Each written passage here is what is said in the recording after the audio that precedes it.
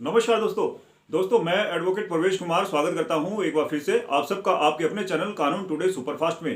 दोस्तों यदि किसी व्यक्ति की पत्नी ने उस पर 125 सीआरपीसी में, जी हां 125 सीआरपीसी में यदि मेंटेनेंस लेने के लिए, भरण पोषण लेने के लिए एक कोर्ट केस, एक कोर्ट मुकदमा किया हुआ है। दोस्तों ऐसे मामलों में अक्सर यह देखा जाता है कि एक पत्नी, जी हां एक पत्नी कोर्ट में यह आधार लेती है। जी हां इस आधार पर पत्नी के द्वारा 125 सीआरपीसी में मेंटेनेंस की एप्लीकेशन लगाई जाती है, जिसमें ज्यादातर मामलों में एक पत्नी के द्वारा यह कहा जाता है कि वह एक अनपढ़ महिला है, वह एक हाउस वाइफ है। जी हां वह एक हाउस वाइफ है, वह पूरी तरह अपने पति की कमाई पर, अपने पति की इनकम पर निर्भर है और उस पत्नी का कोई इनकम का सोर्स नहीं है। जी हां उस पत्नी का कोई कमाई का जरिया नहीं है। दोस्तों ऐसा ही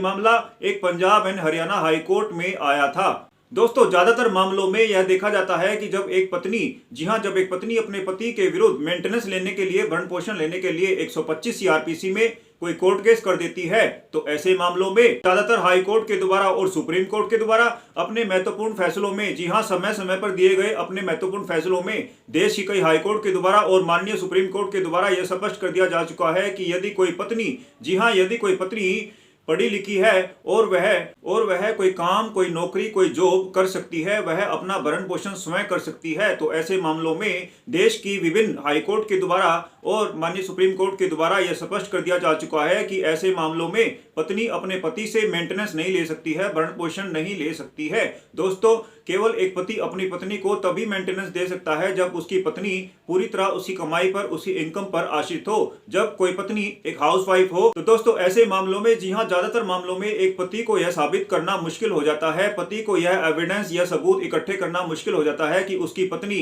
कहीं काम करती है, कहीं नौकरी करती है, उसकी इनकम का कोई सोर्स है, उसकी कमाई का कोई जरिया है। जी हां दोस्तों, क्योंकि एक पति, एक हस्बैंड यह साबित नहीं कर पाता है कि उसकी पत्नी का एक कमाई का सोर्स है, जी हां उसकी पत्नी का इनकम का एक जरिया है। दोस्तों इन सबूतों के अभाव में अक्सर पति के विरुद्ध मेंटेनेंस का, इंटरिम मेंटेनेंस के ऑर्डर कर दिए जाते हैं, आदेश कर दिए जाते हैं। दोस्तों 125 सीआरपीसी में मेंटेनेंस पाने को लेकर, भरण पोषण पाने को लेकर ऐसा ही एक मामला माननीय Punjab and Haryana high court में आया था। दोस्तों इस मामले में सुनवाई के दौरान माननीय Punjab and Haryana high court के द्वारा देश के सभी पतियों के लिए एक खुशी की, एक राहत की खबर है। दोस्तों इस जजमेंट के द्वारा, इस ऐतिहासिक फैसले के द्वारा पतियों में एक उम्मीद की एक किरण नजर आ सकती है। दोस्तों इस मामले में भी यही हुआ था, एक पत्नी ने अपने पति के विरुद्ध 125 सीआरपीसी में मेंटेनेंस लेने के लिए फैमिली कोर्ट में एक एप्लीकेशन, एक याचिका लगाई थी। दोस्तों फैमिली कोर्ट में जब पत्नी के मामले की सुनवाई होती है तो इस मामले में पति के वकील साहब के द्वारा उस पत्नी से यह पूछा जाता है, जी हां उस पत्नी से यह पूछा जाता है कि क्या उसके पास कोई बैंक खाता है, कोई बैंक अकाउंट है।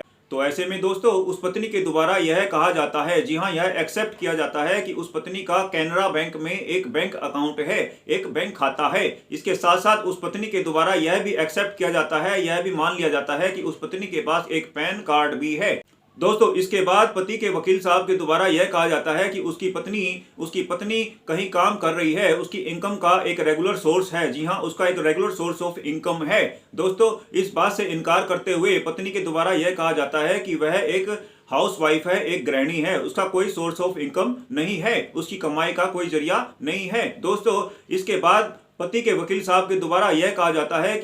कि यदि उस पत्नी का कोई कमाई का जरिया नहीं है, कोई सोर्स ऑफ इनकम नहीं है, तो क्या वह पत्नी कोर्ट में अपने बैंक की डिटेल, जी हां अपने बैंक खाते की, बैंक अकाउंट की डिटेल दे सकती है। दोस्तों इस पर उसकी पत्नी के द्वारा स्पष्ट इनकार कर दिया जाता है। दोस्तों इस आधार पर फैमिली कोर्ट में जज साहब के द्वारा पति के हक में यह फैसला सुनाया जाता है। दोस्तों जज साहब के द्वारा यह कहा जाता है कि क्योंकि इस केस में पत्नी के द्वारा बैंक के खाते का विवरण नहीं दिया गया है, बैंक की डिटेल देने से इनकार कर दिया गया है, तो ऐसे में यह माना जा सकता है, ऐसे में यह समझा जा सकता है कि पत्नी के बैंक में कुछ ना कुछ ट्रांजैक्शन जरूर होती है, या कह लें कि पत्नी का कोई सोर्स ऑफ इनकम है, कमाई का जरिया है,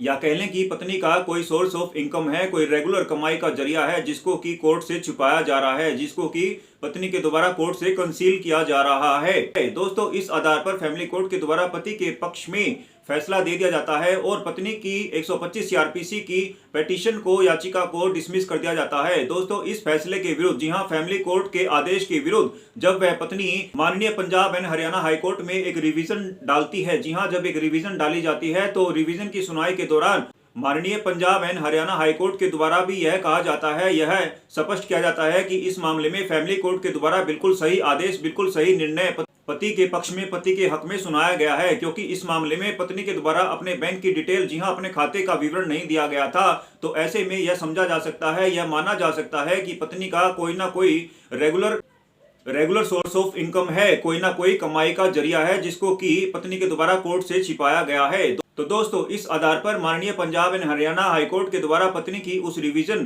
को, जी हां, उस रिवीजन की याचिका को, रिवीजन की एप्लीकेशन को डिसमिस कर दिया जाता है, निरस्त कर दिया जाता है और पति के हक में फैसला सुनाया जाता है। जी हाँ दोस्तों, ज्यादातर मामलों में जब पति को यह साबित करना मुश्किल हो जाता है, पति के पास कोई एविडेंस नहीं होता है कि वह साबित कर सके, कि वह कोर्ट में यह साबित कर सके कि उसकी पत्नी का कोई कमाई का जरिया है, कोई सोर्स ऑफ इनकम है, तो दोस्तों ऐसे मामलों में पति के वकील साहब के द्वारा उसकी पत्नी से उसके बैंक खाते का विवरण, उसकी बैंक की डिटेल ली जानी चाहिए। दोस्तों, यदि ऐसे मामलों में कोई पत्नी अपने बैंक के खाते की डिटेल कोर्ट में देने से मना कर देती है, तो इस आधार पर फैमिली कोर्ट के द्वारा पति के हक में, पति के पक्ष में फैमिली कोर्ट के द्वारा एक निर्णय, एक फैसला सुनाया जा सकता है। दोस्तों, यदि आपको हमारे द्वारा दी गई जानकारी पसंद आई हो तो आपसे अनुरोध है कि आप इस वीडियो को ज्यादा से ज्यादा शेयर करें। दोस्तों,